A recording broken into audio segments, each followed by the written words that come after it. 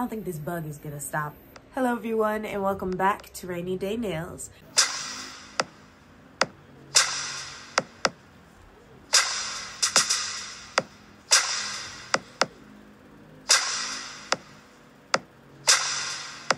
So in today's nail video, we are going to be doing some denim jean nail art. So of course I've seen inspiration photos with the denim blue shade and some stitches and whatnot. And I kind of wanted to incorporate like a pocket there. And we're basically going to be working with a lot of values of blue and just creating that depth. So yes, we'll be doing some denim jean nail art and throwing some rhinestones on there to make everything just a little more fancy. I really hope you guys enjoy watching. Please don't forget to like, comment, and subscribe.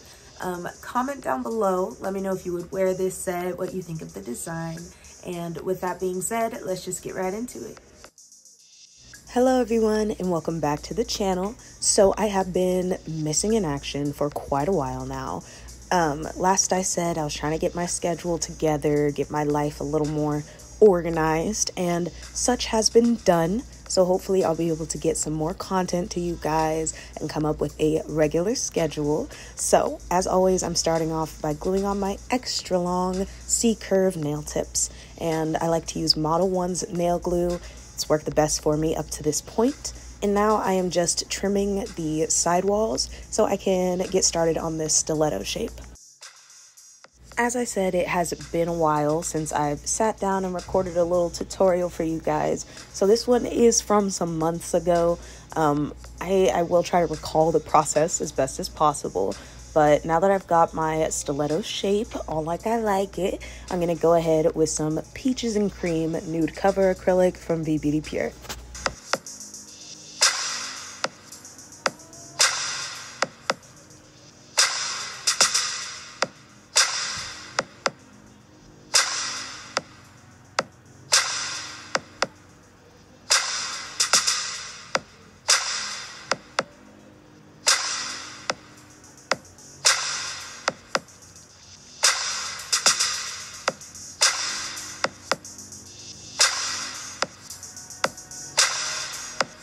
So for my acrylic application, I like to place my first bead where the tip meets the natural nail and then blend that down generously so there is plenty acrylic on the actual tip.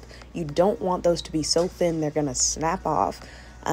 So basically I am creating the thickness that I want for the entirety of my nail at the nail tip before building it backwards towards the cuticle. So the process of getting the proper thickness at the tip of your nail may take a couple beads, maybe 3 if they are longer extensions.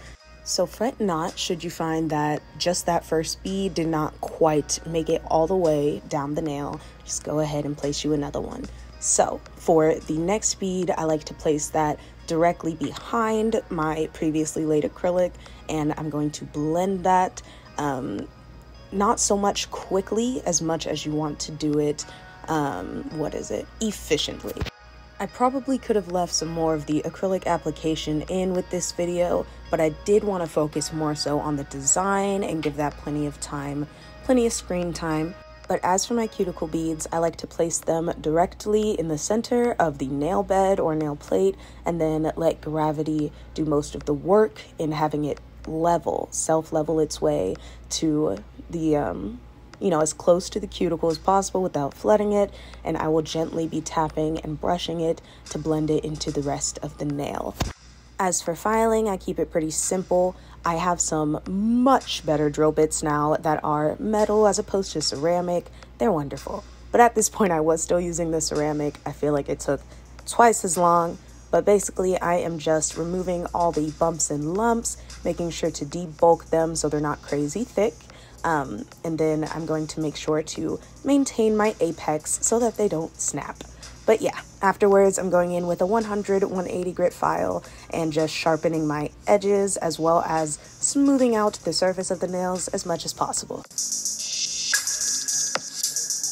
Alright, now that we've created our canvas, it's time to go in with some base coat. I love Beetle's gel polish, mainly their base and top coat. just seems to work perfectly for me. But I'm gonna apply this so that we have the smoothest surface possible for the nail art. Thought I'd just give a little close-up of all the shades of blue we'll be using. I had a pretty good selection here, especially with this navy blue. I was able to kind of mix up any of the tones that I needed, but really it didn't take too much messing around, you know. I just kind of was able to blend each of the colors into each other as I was going along. So I am doing some crisscross or some V French tips on a couple of these nails. I forget which ones, but these really popped. I really liked that idea because we kind of take that darker blue and give it what looks like a fold and some stitches to where it looks like it was sewn there. You'll see what I mean. So after laying that light blue base, I went in with some white and black, or the darker navy blue actually. White and dark navy blue on a detail brush. And as you can see, I'm just kind of doing this cross hatching motion here. And this really gave like that thread pattern kind of look that jeans have, you know? And then to create a more worn feel, I went ahead and took this makeup brush, not gonna lie, and just kind of stippled these white spots around the nail. And that was everything. I felt like the design could use a bit more value, so I went ahead and dipped that brush back into some of that dark navy blue, and it just kind of brought everything together. So now is where I'm going in with some black just to create the perfect amount of depth at this cross here. So this is where you'll see what I'm talking about when I mean a nice fold with a stitch. It really ends up looking like a jean seam. Now, I don't recommend using your acrylic brush to blend gel polish. It could get all coagulated between the bristles, but this was an old brush that I had, and I just wanted to take something a bit flat so that I could blend that out nicely and make it look like a shadow as opposed to a solid black area. But now I'm going in with some white and I'm creating these stitches along the one side so that it looks as if it is stitched over the other side of the fabric.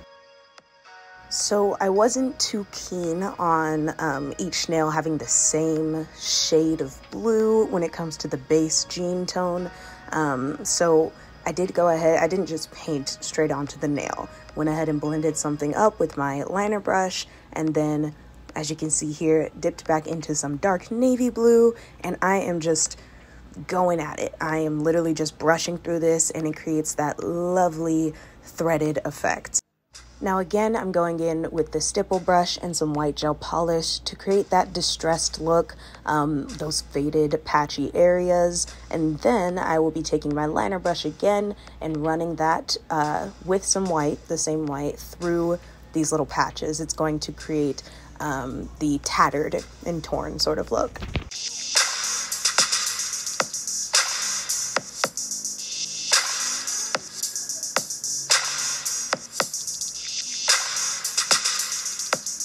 So now I am using that white polish and I'm going in to create the pocket on this nail.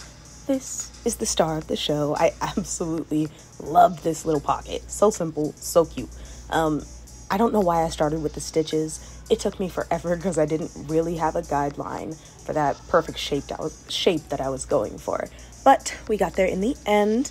I went ahead with the stitches, made that shape, and then I'm going around that shape with the dark navy blue. Solid lines, of course. We're going to blend those up and out eventually. But you don't want this to be right up snug to your stitches. You want a bit of space between the two, you know. And this is going to create that jean pocket look. Here you can see me blending out that deeper blue so that it can create a nice shadow. And then I'll just be going back in with more and more of that deep navy blue until I'm happy with the depth.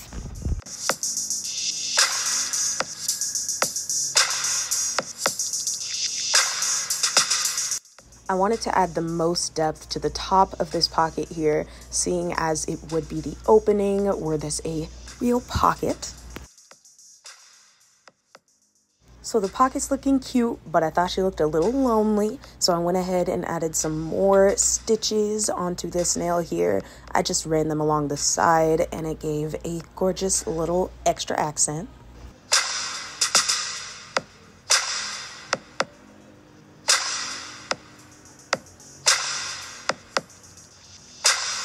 Now onto the pinky. I do believe I did another V cut or V French tip, and we're just going to repeat what we did on that middle fingernail.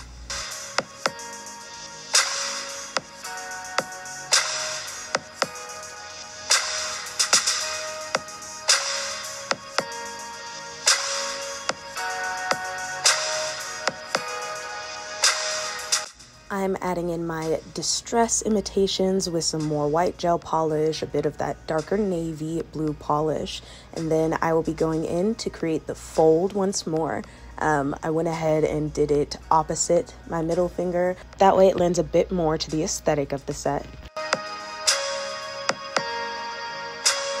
I just love watching the dimensions come to life as I get, deeper and deeper with my gradients, with the values. The way that little line of dark blue turned it from flat to this could potentially be actual fabric folded on top of the nail. I just love it. So when this design was trending, a lot of what I saw was people actually encapsulating jean fabric or putting it on top of the nails and whatnot. And I just felt like that was a lot. It's cute if you want to do that to get that exact realism jean look. But I just feel like it would make the nails way too bulky, way too, impractical, in my opinion. So I went ahead and I wanted to paint everything. It kind of reminds me of if you've ever watched the body painting competition shows, how they painted an entire clothing set onto people. And so it's kind of the same genre of art in that we are mimicking reality, trying to get this paint to look as close as possible to actual jean. And I think I did a good job. Since we're fancy schmancy, I wanted to bedazzle my jeans. So using some Macart rhinestone glue, I have opened my silver rhinestones, and I'm just going to place one chunky one in the middle of this pocket here. I feel like that was perfect. And then just a few more in some of the more open cuticle areas. I felt it was still missing a little something, so I went ahead and put some real itty bitty rhinestones where those where that corner meets with my V-cut French tips. And with that done, it is now time to top coat everything. As always, I'm using my favorite Beetles gel top coat to top everything off. I wasn't too worried or miffed about going over these tinier rhinestones. I did try to take my time around everything though, so that they could bling to their heart's content. But yeah, once I put this top coat on, honestly, a matte top coat would probably completely sell the whole realistic jean look. But I just can't pass up my glossy top coat. I can't do it. So this is what we're going with. It's still amazing. Again, the gloss is not quite realistic, but people are going to get the gist. Look at the depth. Just look at the depth in this design. I'm obsessed. I love it. I love the tattered parts. I love the folds and the pocket especially. I really hope you guys enjoyed this tutorial. It has been a long time coming. I'm so sorry for the wait. But like I said, I'm going to try to get back on top of things. I hope you guys enjoyed this video. Please don't forget to like, comment, and subscribe. And I'll see y'all in the next one. Peace.